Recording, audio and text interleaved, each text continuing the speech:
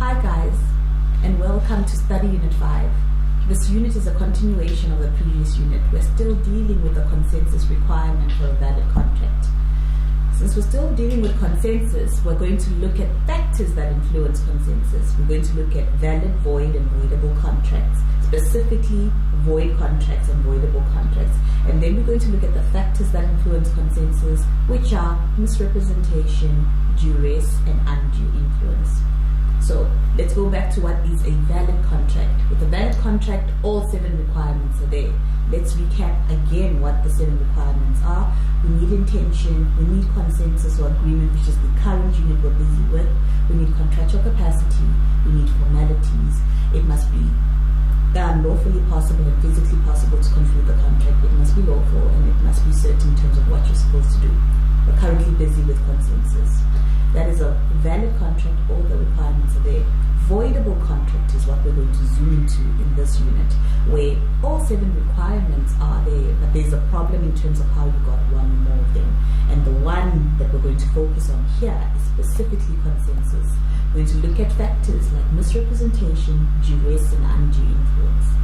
Then we're going to look at when a contract is void, and we'll zoom into error or mistake. As soon as there is an error or mistake, the contract is void, and there's no way that a valid contract was concluded because one requirement is missing. In this unit specifically, the consensus requirement will be missing. So let's start by looking at the factors that influence consensus. Alright, so we're looking at factors that influence consensus. There are 4 factors. It's mistake, it's misrepresentation, and it's undue influence, and duress. 4 factors. Misrepresentation, duress, and undue influence you're very familiar with because we've already spoken about them.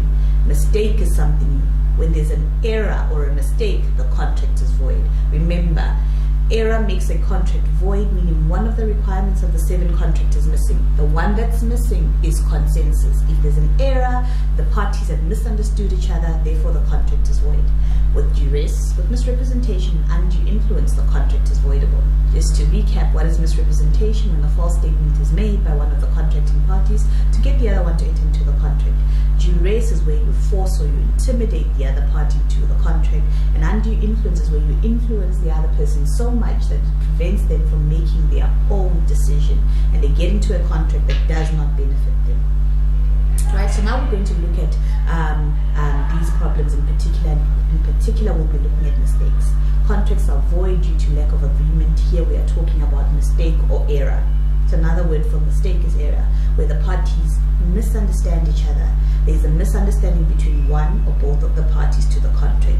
The result is that the contract is void. It's not voidable, it is void because there's no consensus because of the mistake or the error. The requirements of the mistake are three requirements. Number 1, it must be about the facts and not motive. You need to specifically figure this one out on your own by looking at the example and writing your comments on Edmodo. Then you need to determine if the mistake is material. And how do you determine that? You look at whether it goes to the core of the contract itself. And the last one is that the mistake must be reasonable. Would a reasonable person make the same mistake in the same circumstances? The first requirement, the mistake must be about the facts concerning the contract, right? It must not be a mistaken motive. Okay, the reason for entering the contract is your mistaken motive. It must be a mistake of the facts or of the law. It cannot be a mistake of motive.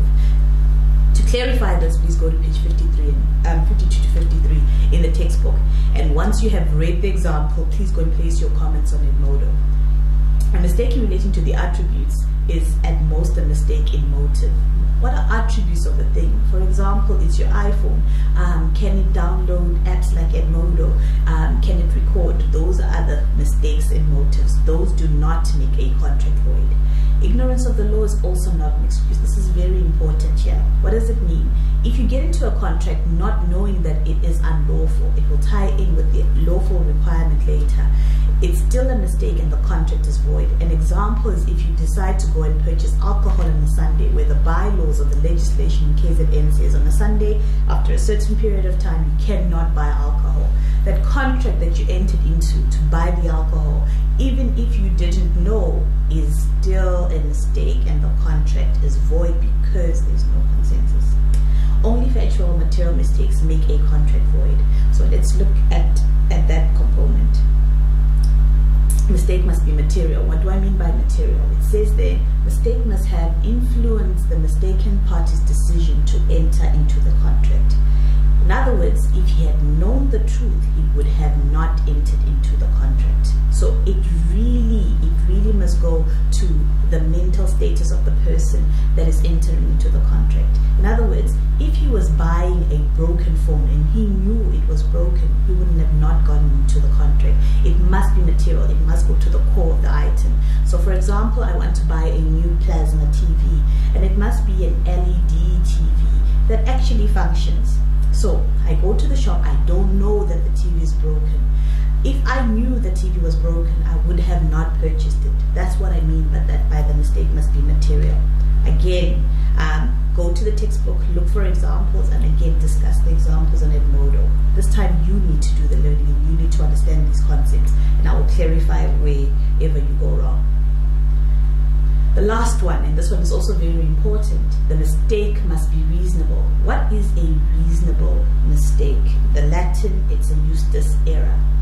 It must be a mistake that a reasonable person would make in the same circumstances. What is a reasonable person? How do you determine what a reasonable person would do? It depends on the facts of each case. Would a reasonable person sign something they haven't read? Would a reasonable person buy a second-hand car without inquiring of accident history? No. So a reasonable person is what a reasonable person would have done in the same circumstances. It's not reasonable if a person was negligent. What does the word negligent mean? It's basically what a reasonable person wouldn't do. In other words, you don't take the proper care. A negligent person doesn't take the proper care. Like I've just mentioned, the fact that you're buying a second-hand vehicle, a reasonable person would have inquired about the accident history. A negligent person would not, right? Here we apply the objective test. What is an objective test? Again, it goes back to the reasonable person. An objective test is not a subjective. You don't look at the person who entered into the contract. You look at what a reasonable person would employ. So if you have a dispute regarding a contract and you allege that the contract is void due to error or mistake, and you allege that a reasonable person would have also not entered into the contract, in this instance, the court will employ the objective test and test what a reasonable person would have done in the same circumstances. Let me give you an example of the case of George versus Foremead. In this case, George went to a hotel and he wanted to stay at the hotel for the weekend. So he was there for the weekend, and when he checked in originally, he was given a form to sign. George did not read what was written on the hotel register. He just simply signed at the end of it. The court held that the document that he signed basically said he was liable for any damage in the hotel room. And there was damage in the hotel room. At the end of the day, he had to pay a certain amount to the hotel. He said he didn't know about the terms and conditions. And the court said that, you know what, George did not act like a reasonable person. A reasonable person would have read the hotel register to see exactly what he was signing for. A reasonable person wouldn't have simply signed without reading. So the court held that George had to pay the hotel the amount that was due to the hotel. The next rule that we're going to look at is the caveat subscriptor rule. And this rule basically emphasizes what happened in George versus Foremead, that the person signing must be weighed because the person signing is bound by what he signs. What does it mean? It means that a reasonable person reads first and then understands the contract before signing it. Therefore, if you sign without reading, you are negligent. Remember what negligent is? You didn't do what a reasonable person would have done, and in this case, specifically sign, and therefore you are bound by the contract. Right? So what is a reasonable mistake? It's what a reasonable person would have done in the same circumstances. Let's look at the caveat subscriptor now in detail. When does this rule basically apply? What is the caveat subscriptor? I've just said the person signing must be weighed. If you sign without reading, then you are bound. That is the general rule. That is the general rule. But this rule has obviously exceptions, and this is the exceptions. Right? So this is how the rule applies. For the rule to apply, the person who's signing must be literate, must not be literate or blind, illiterate or blind, meaning he must be able to read and he must be able to see what he's reading. All right? the rule won't also apply if the other party misled the mistaken party. Remember in George versus Formey, George was mistaken about what he was signing, right? But nobody misled him. In other words, there was no misrepresentation. So the second leg of this is that the party must be misled. The other party must be misled by the mistaken party, must have misled the mistaken party. The other party was aware that the mistaken party was unaware about the terms of the written contract, right? So if all three requirements are complied with, the contract is void because of a unilateral mistake. What is a unilateral mistake? Only one party believes the mistake, all right? And the parties must therefore be returned to the position they were in before they entered into the contract. And your remedies are always the same. Your reivindicatio based on unjustified enrichment. Why? Again, because there is no contract. Error makes a contract void. It never came into existence. And if you have already performed, what you have to do is return what you have performed. Let's recap. Okay, so what are we looking at, guys? We're looking at factors that influence consensus. Mistake makes a contract void because there's no consensus. Then we looked at other factors. We looked at misrepresentation, duress, and undue influence that you're already familiar with. These ones make a contract voidable. Now let's zoom into mistake. Mistake has three requirements. The first one is that it must not be a mistake in motive. It must be a mistake of the facts or a mistake of the law for it to be void. The second one is that the mistake must be material. It must go to the core of the contract. And then the third one is that the mistake must be reasonable. What would a reasonable person think in the same circumstances? We've just looked at George versus Formey, and it's also in the textbook. Go and have a look at that. In that case, he did not read the hotel register where the terms and conditions were. Therefore, he was liable for any payment to the hotel that was covered in that agreement that he signed. So what does it do? What does it say in terms of the caveat subscriptor rule? The caveat subscriptor says, if you sign, you are bound. In other words, the person signing must beware. The caveat subscriptor rule will not apply where a person is blind or illiterate, and also will not apply if the person who's entering the contract with the person that doesn't know misrepresents to him and knows that the person does not know what's in the contract. So if the other person is misled, then the contract will not be binding. The caveat subscriptor rule will not apply. So what happens?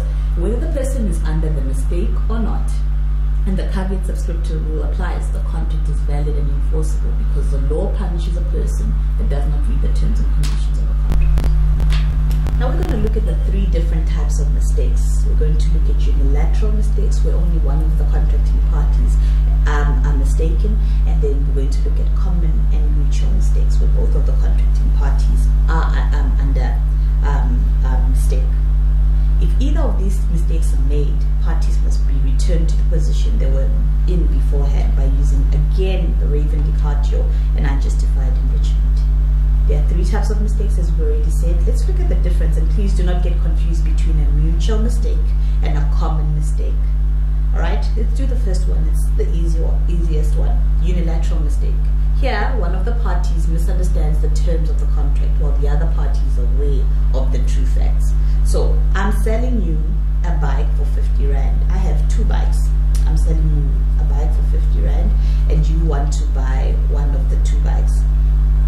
Alright, so I know you want the pink one, and I know the pink one has got a scratch on it. You think you're buying the pink one without a scratch on it. I am aware and you are not. So you are the only person under the false mistake. In this case, the contract is void because you're getting into two different contracts. And the second one, again, do not confuse common mistake with mutual mistake. With a common mistake, both parties share the same mistaken understanding. I'm not going to give you an example at this point. I want you to go and look at the examples on page 54 and point out the common and the mutual mistake. Both parties are mistaken about the same underlying fundamental fact with a common mistake. The contract again here is void because there is no agreement. There is no agreement. Example that I have here, the house cannot be used for commercial purposes. So for example, you want to buy my house. It's in a residential area, all right? So you want to buy it so that you can convert it into a creche, for example. I do not know that in my area of residence we cannot have creches there, and you also do not know when you are buying the house from me. We both have the same mistake in our heads, but we are both unaware of it. Again, the contract is void. Right? Then we look at mutual mistakes. Here, both parties understand or misunderstand the terms of the contract differently. In other words, I think X and you are thinking Y. I'm not going to give an example at this point. I really need you to go and look at the different examples on page 54 of the textbook. Now we're going to look at the different types of mistake in detail. We're going to look at them, look at error in corpore, error in negotio, error in persona, and error in substantia. You need to determine which one makes a contract void and which one doesn't. Please note, they are all in Latin. There is no English version for it.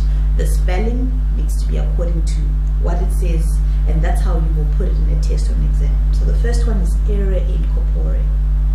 Here, it's a mistake regarding the identity of the subject matter of the contract, which is also a material mistake. Remember, we just did the 3 requirements for mistake. One of the requirements is that the mistake must be material. It must go to the contract. You're selling 2 cars. You have 2 BMWs in your garage. One is red and one is blue. I want to buy the red one. You think I want to buy the blue one. That's your error in corpore. It's regarding the identity of the subject matter. We have 2 different cars in mind. You think you are selling the blue one, I think I'm buying the red one. Therefore, error in corpore, it's a material mistake, the contract is void. The second one, error in negotio, or mistake regarding the nature of the contract being entered to. So when you think of negotio, you think of nature. So again, let's go back to the BMWs in your garage. We both are thinking about the red one, but you think I want to rent the red one for the Durban July, and I think I am buying the red one from you. Again, it's the nature of the contract. Also material, also makes the contract void. Then we have error in persona, or mistake regarding the identity of the other party, which is also material. And this one is material only when the identity of that specific person is required. So in other words, if you only want to enter into a contract with me and you enter into a contract with my sister, the contract would be void. But if you, for example, want to come to Mangosuthu University and you want to study law, you don't want a specific lecturer, you don't want Ms. Madiba standing in front of you. You just want to come to the institution and study accounting at the institution, and your business law lecturers, whoever they give you for the year, are you with me? So it won't matter. The identity of the person will not matter in that contract, but it becomes material when the identity of the person is important to conclude that specific contract with that specific person. Right? When you look at error in substantia, or mistake regarding the quality of the subject matter, this one does not make a contract void, and I need you to go to the textbook and look at the examples under each error: corpore, negotio, persona, and substantia, to determine when a contract is void due to these type of errors. Okay, so what happens when you enter into a contract where the contract has an error in corpore, a error in persona, or an error in negotio? The contract becomes void and restitution must take place. Let's lastly look at rectification, all right, where the parties make a mistake regarding what they have agreed to, but when they reduce it to writing, it's not the same thing. So for example, I say I want to buy your red BMW for 20,000 Rand, but in the reduced written contract, we leave 10 out. So the contract says I'm buying your car for 200 Rand. So there's an error in the written document. In this case, what we do is rectify the error, REC, and you'll see rectification later, 2 different things. So please look at the spelling here. The rectification is where the written contract does not reflect the true intention of the parties. The written contract has a mistake in it. Here, therefore, we need to rectify it, and the court can rectify that error and without making the contract void. Please go and read page 55 and look at the summary. Let's recap. Okay, so we're busy with mistake. Mistake makes a contract void. 3 requirements for mistake. It must be reasonable, it must be material, and it must be about the facts or law. Then we look at the type of mistakes. We looked at unilateral, we looked at common, and we looked at mutual mistakes. We need to clearly understand and distinguish between all 3. Then we zoomed in further. We looked at error in corpore, error in negotio, error in persona, and error in substantia. Error in negotio, corpore, and persona. And persona, depending on whether you want that specific person, all 3 of those make the contract void. Substantia goes to the qualities of the thing, whether your iPhone can take a picture or not, or whatever the case may be. Error in negotio goes to the nature of the contract. I'm thinking sale, you are thinking lease. Error in corpore, we have the identity of the object of sale. I think you want to buy my glasses, where you want to buy my sunglasses and not these purple ones. And then error in persona, when you want to enter into a contract with a specific person. Now we're going to go into the factors that make a contract voidable. Remember, mistake makes a contract void. Now we're going to look at misrepresentation and all the requirements for misrepresentation. We're then going to look at the duress and look at all the requirements for duress, and then we'll look at undue influence and all the requirements for undue influence. Take note, for there to be an error, all 3 requirements must be there. The same applies for misrepresentation, duress, and undue influence. So now we'll be looking at misrepresentation as one of the factors that makes the contract voidable. What is misrepresentation? Is where a false statement of facts by one of the parties, one of the contracting parties, is made with what? With the intention to persuade the other party to enter into the contract. So that is the definition of misrepresentation. You don't have to learn it word for word. As long as you understand it, you can give it back to me. So when a false statement is made by one of the contracting parties that induces the other one to enter into a contract, or makes the other one enter into a contract. These are the 5 requirements of misrepresentation. For there to be misrepresentation, you need to apply these 5 requirements to a set of facts and then tell me whether there's misrepresentation or not. The first one is that the misrepresentation must be false and untrue. You can't make a true misrepresentation. A misrepresentation is a false statement, and it must be about the facts, not about motive, just like we looked at the requirements for mistake just now. It must be material, and then it must be made by the other contracting party or his employer or his agent. In other words, what am I trying to emphasize here? It can't be made by a third party. It must be made by one of the contracting parties, his agent or his employee. The 4th one, the intention must be to the other party, to make the other party conclude the contract. And the last one is that the other party actually gets into the contract. In other words, the effect must be to persuade the other party to enter into the contract, and he enters into the contract, and because of the misrepresentation. So let's go through the 5 requirements quickly. It must be a false or untrue statements about the facts. The misrepresentation can be made through words or action or even silence. In other words, when you have to talk and you don't talk, in other words, you know the car was involved in an accident 2 weeks ago before, 2 weeks before, and you don't say anything to the other contracting party. That is misrepresentation by your silence. When you are supposed to speak and you don't, it also amounts to a misrepresentation. When you also have a duty to disclose and you keep quiet, then it amounts to misrepresentation by non-disclosure. It must be a false statement like a dictum et promissum. In other words, you must make a misrepresentation about the material elements. In other words, for example, you give someone a guarantee that the fridge will work for the next 15 years. You know, when you go to game and you buy a TV or you buy a fridge or you buy a washing machine, you always see those little pictures on the cover of the machine, for example, that say 5-year guarantee. In other words, it won't break in the next 5 years. That amounts to a dictum et promissum, which is a statement that speaks to the elements or the guarantee on the item. It can't simply be puff puff. And what do I mean by puff puff? Think about this. Think about going to a car dealership, for example. The car salesman will tell you how good you look in the car and how the car matches your eyes. That is not misrepresentation. That is not a false statement. It's simply puff to entice you to get to buy the car. You understand? Or this is the best car ever in South Africa, and. So you need to be able to distinguish between a dictum et promissum and puff. The second requirement is that the mistake must be material. In other words, it must induce a reasonable person to enter into the contract. You can't say, oh, on this day I was feeling stupid and anyone could have lied to me. Would a reasonable person believe that false statement? So if you go back, for example, to the example we had in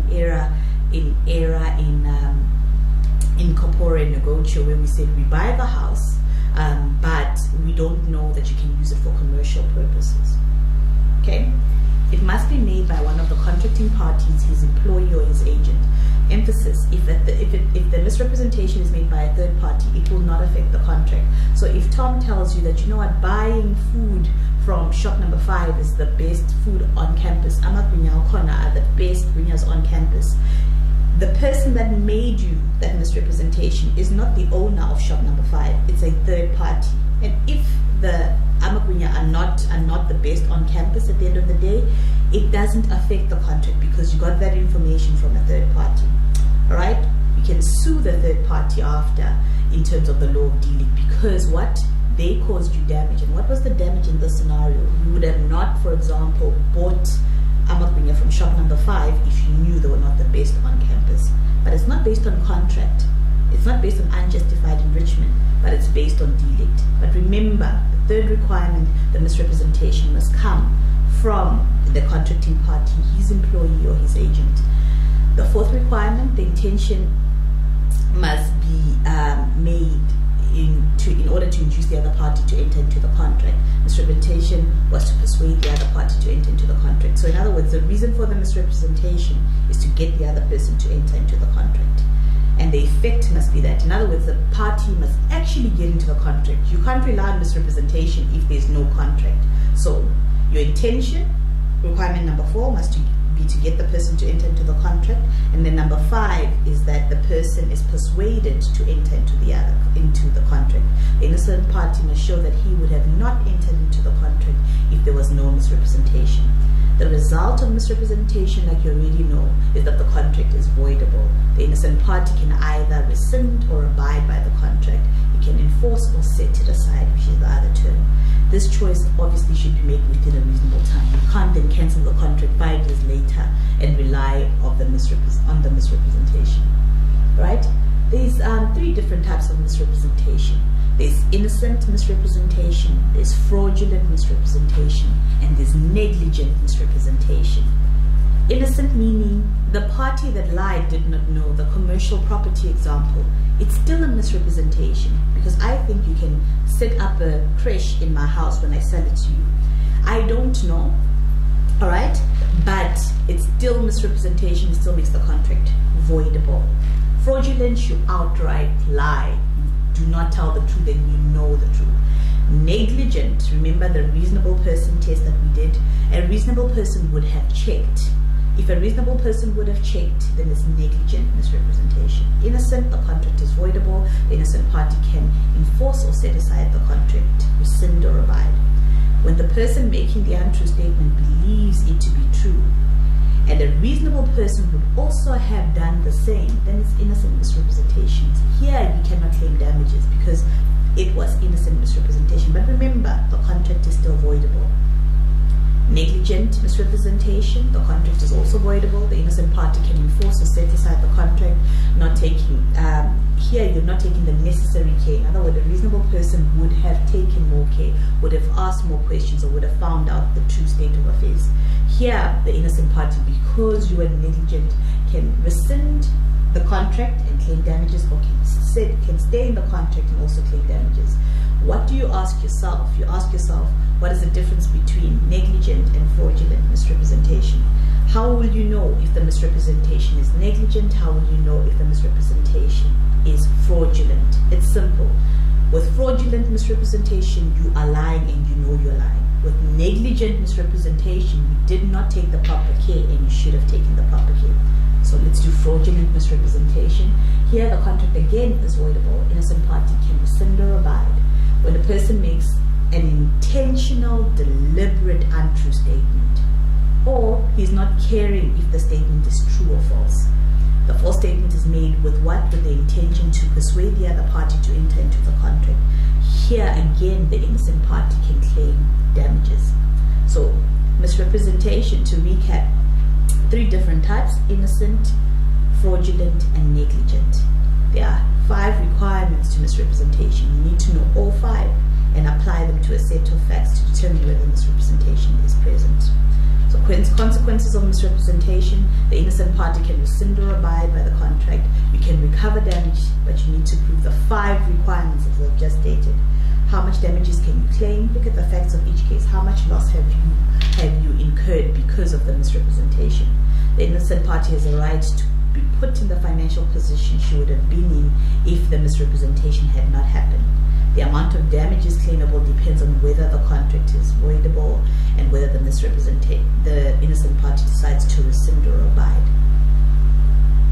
Okay, again, I'm repeating myself. Consequences of misrepresentation: contract is voidable if you decide to rescind. Both parties must return what they received in terms of the contract. The law of deed also allows the innocent party to claim damages to cover the loss incurred on wasted expenditure. If the contract is not voidable, you claim the difference between what you gave in terms of the contract and what you would have given if you would have known the truth, and you can also claim additional losses suffered. If the contract is voidable and it's not rescinded, the contract continues to be valid, you can claim the reduction in the purchase price, and you can also claim damages, the difference between what the innocent party gave in terms of the contract and what he received in terms of the contract, and also additional losses suffered. So whether you decide to stay in the contract, in other words, make it valid, whether you decide to void the contract, rescind the contract, you can still claim damages, provided it's not innocent misrepresentation. Now let's move on to duress. The second element that makes a contract voidable. Here you have threats or intimidation which cause fear into a person, that causes that person to conclude a contract because of the fear, not because they want to. You know the example I gave you where I said, you must buy me lunch or else I will fail you in the first test. You agree to buy me the lunch, alright? But that contract of you buying me the lunch is voidable because you entered into the contract because of the threat or the intimidation which came from me. Where consent is not given freely, the person is threatened or forced into a contract, this person can choose to either stay in the contract or set it aside. The contract again is voidable, but the parties have agreed. Please guys, there is consensus here. The only reason you agreed was because I threatened you, but there is agreement. That's why there is a voidable contract. Requirements for duress, also 5. You need to know all 5, and you need to be able to apply all 5 in a scenario to determine whether there is duress or not. So the requirements that result in duress making a contract voidable: the contract is voidable, the innocent party can enforce or set it aside. The fear that the innocent party felt because of the threat must be reasonable. It can't be, there's a fly in front of me, now I feel like I need to buy the next BMW. No, there's a gun to my head. Will a person who has a gun to their head purchase a car? Yes, he will. Are you with me? So it must be a reasonable mistake that a reasonable person in the same circumstances will also feel scared and intimidated. So for example, I say, sell me your car for 20,000 Rand or else I will kill your family. Of course a reasonable person would be scared. The second requirement, there must have been a threat of harm to the contracting party. You can also, like in my previous example, threaten his family. Somebody says, I will break the windows of your car unless you give me 50 Rand. That's also duress. But the contract is voidable because you have agreed to enter into the contract. Next requirement, the threat must be imminent or inevitable. Imminent is in it's happening now, it's something that you can't avoid. So imminent, I holding the gun to your head and I say, give me 50 Rand or else. Inevitable, I say to you, I'm coming to kill your family tomorrow if you don't. So you can't avoid it. That's inevitable. The threat must have been unlawful or immoral. And the last one, the threat must cause damage. And what is the damage? You getting into the contract. So let's go through those requirements. All right. So the contract is voidable, like we've said. Innocent party can elect to either rescind or abide by the contract. If you rescind, restitution takes place. We need to return the party to the position they were in before they enter into the contract. The innocent party can recover damages in terms of the law of delict, where he chooses to rescind or abide. Just like in misrepresentation, you can always claim damages. Calculation of damages is the amount of money needed to put the innocent party in the same position she would have been in if she had not been forced. Remember, it's Duress, forced to enter into the contract. That's how you calculate your damages. Contract voidable due to undue influence, and this is the last one that we're going to look at. So we've looked at misrepresentation, we've looked at duress, now we're going to look at undue influence.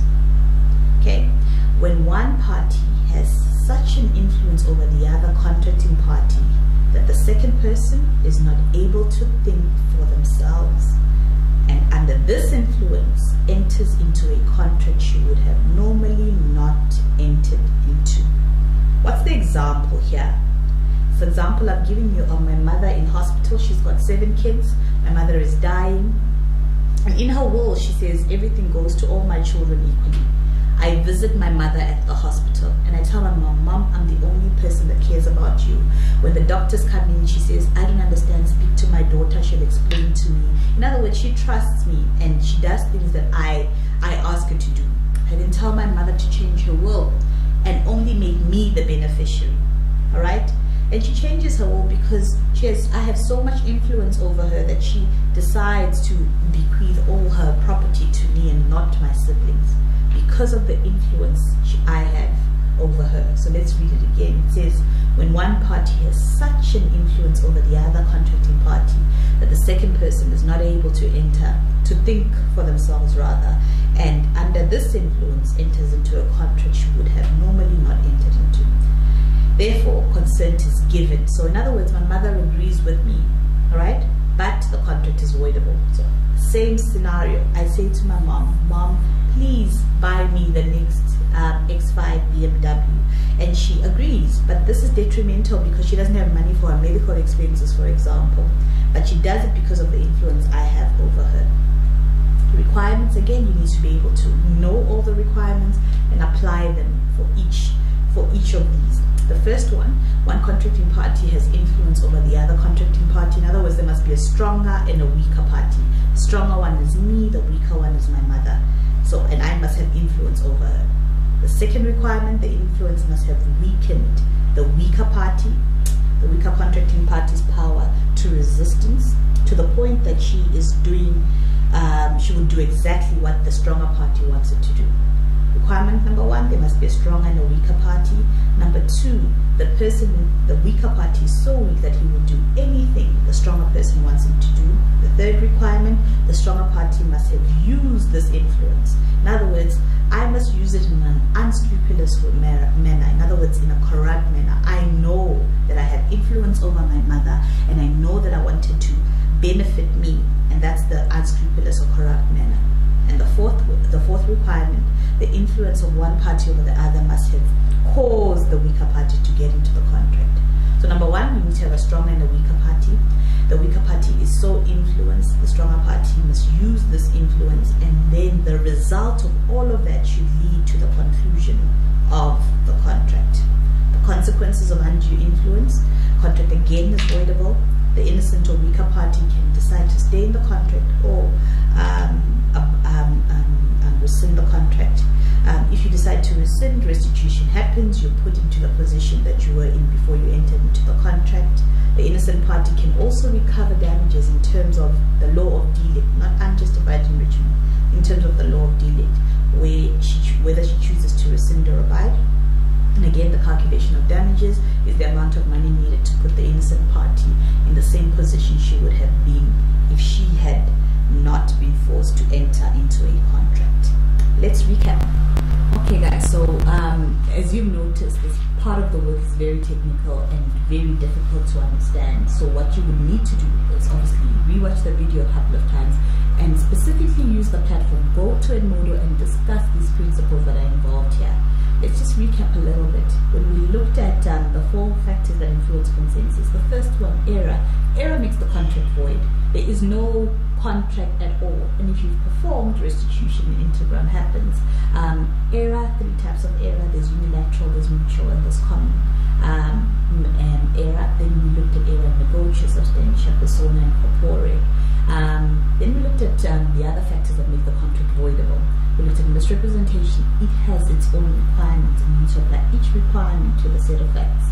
Remember, with misrepresentation, if it's innocent, you can't claim damages, but if it's negligent or fraudulent, you can definitely claim damages. And what do you claim the damages based on? In terms of the law of dealing, not in terms of the contract. Moved on to duress. Again, it has 5 requirements. All 5 must be present. Once you have all 5, then you have duress, and the contract is voidable. And once the contract is voidable, 2 options for the innocent party, either to rescind or to abide by the contract. Also here, you can claim damages whether you rescind or abide. Then we moved on to undue influence, where the person has so much influence over you that you enter into contracts that do not benefit you but benefit that person. Again here, the contract is voidable if you've complied with all the requirements. So you need to know the requirements and apply them in each and every circumstance. Once you have done that, you have a voidable contract, and once the contract is voidable, you have 2 options, and then you can claim damages. Remember, mistake, contract is void. With misrepresentation, duress, and undue influence, the contract is voidable. What you need to do now is take all the material that you have understood or misunderstood and put it on the platform and start a discussion, whether by way of example, but this is the only way you're going to learn. Participate. Thank you.